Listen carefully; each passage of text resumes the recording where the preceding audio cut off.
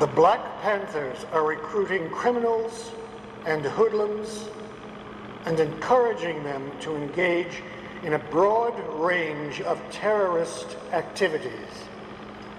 They are the greatest threat to the internal security of this country.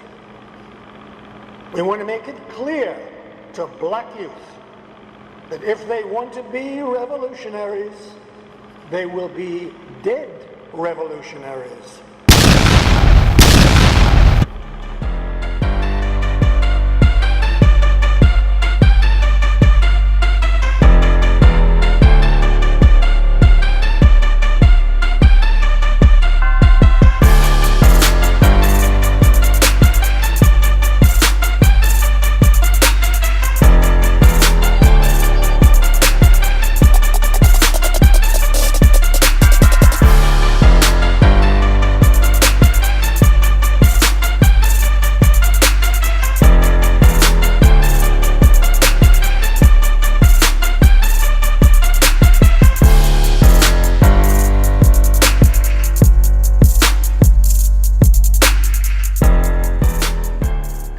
Hoover, who was born in 1796, who was a senator, a state legislator, and a minister in Macomb, very well-known man, was married to a white woman by the name of Mary.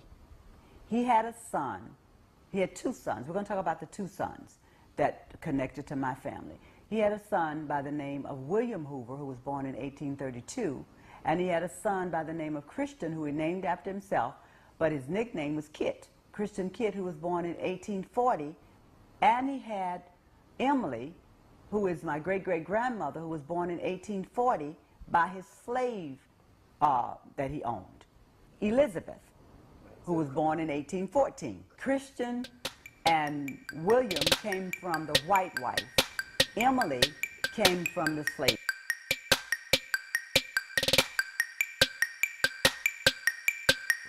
Oh, right there, that's it. Right there. It says, Herod Antipas, Tetrarch of Days Galilee. of Herod, the king of Judea. Stop. You got to ask yourself, who is Herod? Once you find out he is an Idumean, a white man, an Edomite, how did he become king of Judah? Because this particular John, John the first Arcanist, he was rough, man. He was a rough dude. You know, he was cold kicking ass, and he made the Edomites convert. He kicked them in the ass and made them convert. Now, John Hyrcanus II, he was a sucker. He was a puppet. He was weak, you know, and Antipater had him wrapped around his finger. That was the one that was a sucker, you know, but this one here, he was rough, man. He was kicking ass. All right. So I'm going to jump down to forcibly converts the Edomites. So there was a war that he had with the Syrians. And after he won that war, it says, after victoriously ending the war in Samaria,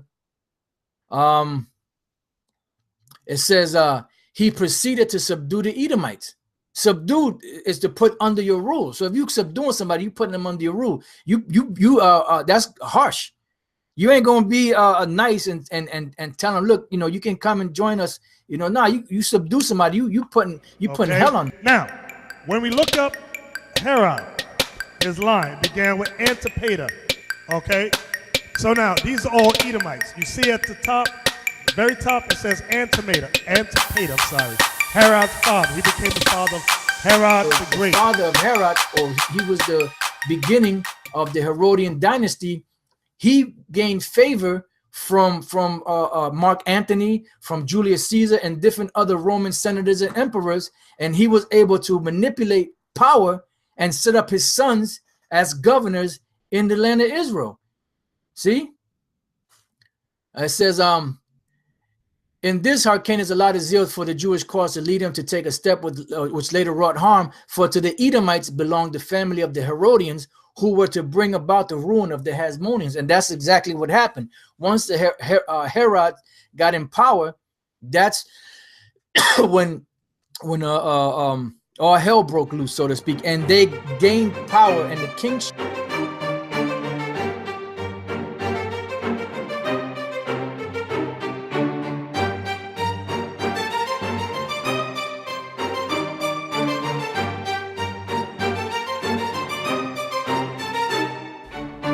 And the Pharisees went forth and straightway took counsel with the Herodians against him, how they might destroy him.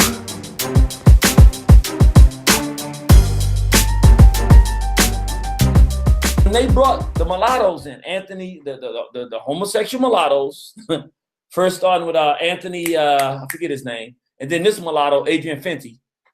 He completely destroyed the black population from the top, not from the ground level, but he destroyed the black intellectual and government infrastructure of Washington, D.C., such that it was easy to get rid of our people, because now the laws that would need to be passed to make it okay to shut down projects and things of that nature were able to be done.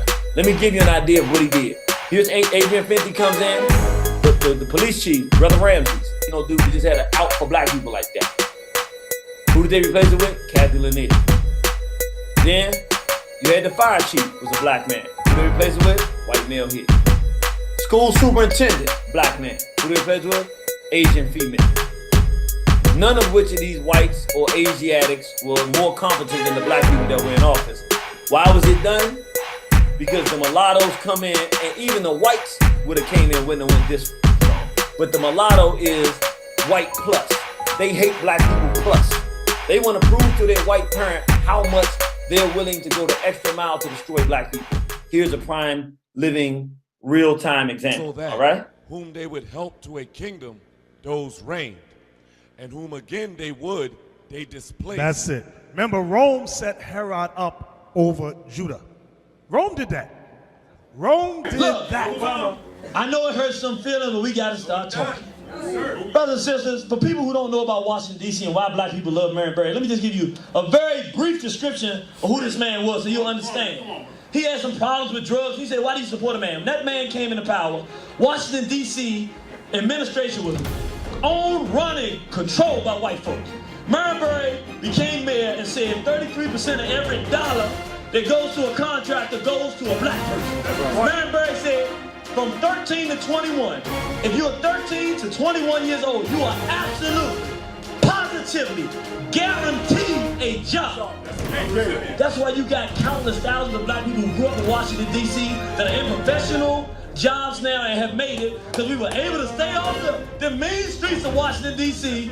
and that Marion Barry Youth Leadership Program and get people that loved us and trained us. And he, come on, clap, you from D.C. The white man's most effective agent in helping destroy black civilization.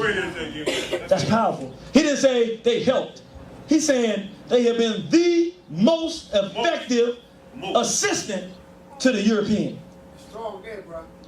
Brothers and sisters, he says, relying on the concept of being innately superior to black people, whites everywhere create a class that made their bastard offsprings next to them in status and superior to all black people.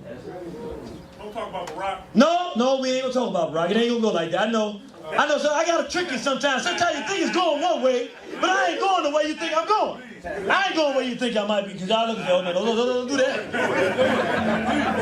I know what's going on with y'all, brother. Y'all see that pretty black wife here, and you say, brother, don't do that. How much? But don't do that.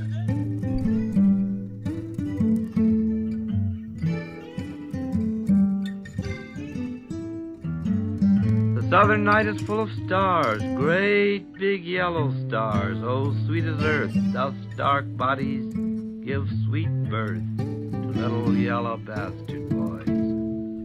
Get on back there in the night, you ain't white. The bright stars scatter everywhere, pine wood scent in the evening air. A nigger night, a nigger joy. I am your son, white man, a little yellow bastard boy.